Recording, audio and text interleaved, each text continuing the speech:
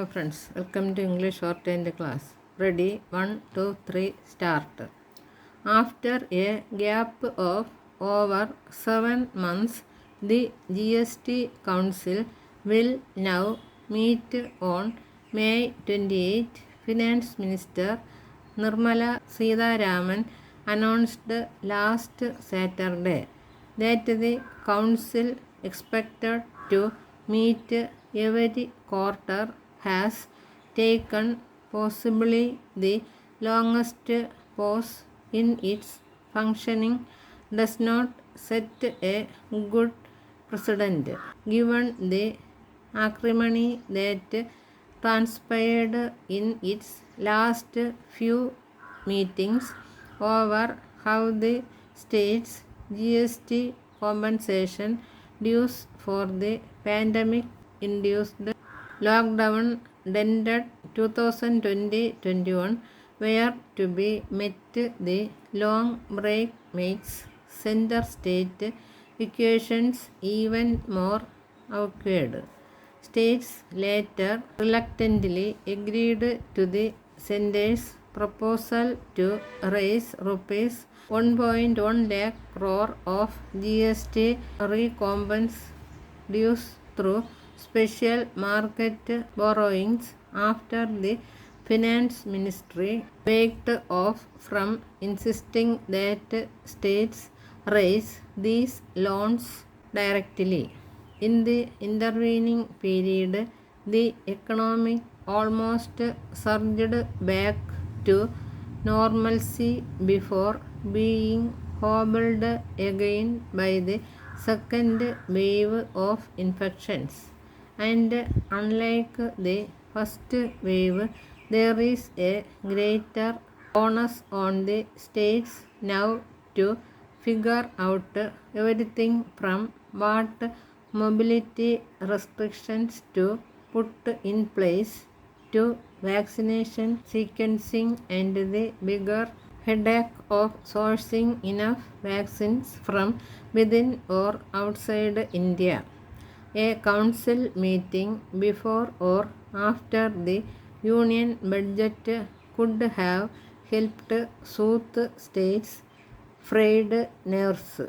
Having ignored the call by several states for a council meet all these months, sitting the assembly polls, the centre will now also have to contend with a slight change in equations.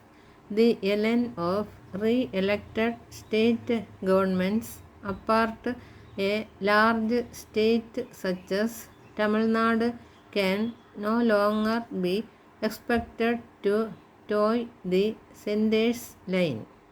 There is much big ticket pending work on the council's plate, but from the state's perspective, it would be necessary to get clarity on the modalities for receiving the rupees 63,000 crore GST compensation still due to them, along with this year's dues in a timely manner. Cash flow visibility would help them gear up better, be it for vaccines or subsequent COVID-19 waves. Even more pressing is the demand to drop GST on material to battle the pandemic, including the 12% tax on oxygen concentrators, 5% on vaccines, and on relief supplies from abroad. Mrs. Sitharaman responded with a tweet storm to a missive on the issue from the West Bengal CM to the PM. This suggests an irascible approach on an issue that more states are raising. Tax experts believe solutions are possible to reduce the GST burden. The center had dropped the GST on sanitary napkins after strongly defending the tax, with pun stated worry being cheap imports. In the case of vaccines and critical supplies, the more the imports, the merrier it is now.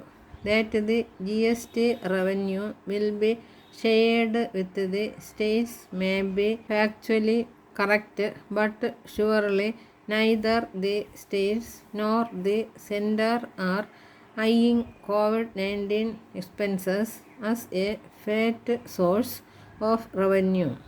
An accommodative approach from the center could ensure India's fiscal federalism framework does not suffer an irretrievable breakdown at this calamitous juncture.